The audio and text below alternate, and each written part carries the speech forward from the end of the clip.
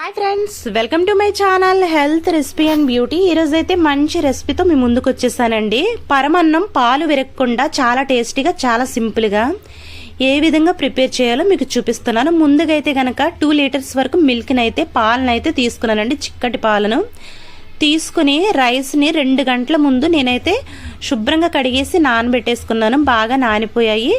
ఆ రైస్ను కూడా ఈ పాలతో కలిపేసి మొత్తం అంతా మిక్స్ చేసి స్టవ్ మీద పెట్టి పాలతో పాటే ఈ రైస్ని కుక్ చేయాలి. అప్పుడు టేస్ట్ బాగుంటుంది, అలాగే బాగా కూడా ఉడుకుతుంది. ఈ విధంగా మొత్తం కుక్ అయిన తర్వాత ముందుగా అయితే కనుక ఇది కుక్ అవుతున్న గ్యాప్లో అడిగంటినట్లు లేకపోతే కొంచెం కుక్ అవునట్టు ఉంటే కనుక 1 టీ గ్లాస్ వాటర్ని యాడ్ చేస్తే సరిపోతుంది.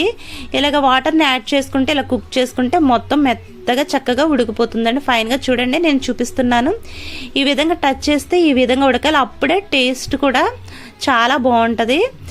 ఈ విధంగా కుక్ అయిన తర్వాత దీంట్లో 1 టేబుల్ స్పూన్ యాలకుల పౌడర్ అండి. యాలకుల పౌడర్ యాడ్ చేసిన తర్వాత 1 అర కేజీ బెల్లాన్ని అయితే తీసుకుంటున్నాను. 2 లీటర్ల పాలకి 1 గ్లాస్ బియ్యం, దానికి 1 అర కేజీ బెల్లం అయితే సరిపోతుంది. ఇంకా తీపి ఎక్కువ తినేవాళ్ళు అయితే కనుక స్వీట్ ఇంకొంచెం యాడ్ చేసుకోవచ్చు. మాకు ఇది సరిపోతుంది. ఈ విధంగా స్టవ్ ఆఫ్ చేసుకున్న తర్వాత ఈ బెల్లాన్ని యాడ్ చేసి మొత్తం అంతా వేడి మీదే తిప్పాలండి. స్టవ్ ఆఫ్ చేసిన తర్వాత బెల్లాన్ని యాడ్ చేయండి, లేకపోతే మొత్తం పాలన్నీ విరిగిపోతాయి. స్టవ్ ఆఫ్ చేసిన తర్వాత ఆ వేడి మీద ఈ బెల్లాన్ని వేసి మొత్తం అంతా కలిపేసుకోవాలి. కలుపుకున్న తర్వాత పక్కన ఒక పాన్ పెట్టేసుకుని దాంట్లో 5 టేబుల్ స్పూన్ వరకు నెయ్యిని యాడ్ చేసుకుని ముందుగా అయితే కిస్మిస్ని ఫ్రై చేసి దాంట్లో యాడ్ చేసుకుని తర్వాత జీడిపప్పు అండి, జీడిపప్పును కూడా వేసేసి మొత్తం అంతా ఫ్రై అయిన తర్వాత దాంట్లో యాడ్ చేసేసుకుని ఇంకా అంతేనండి.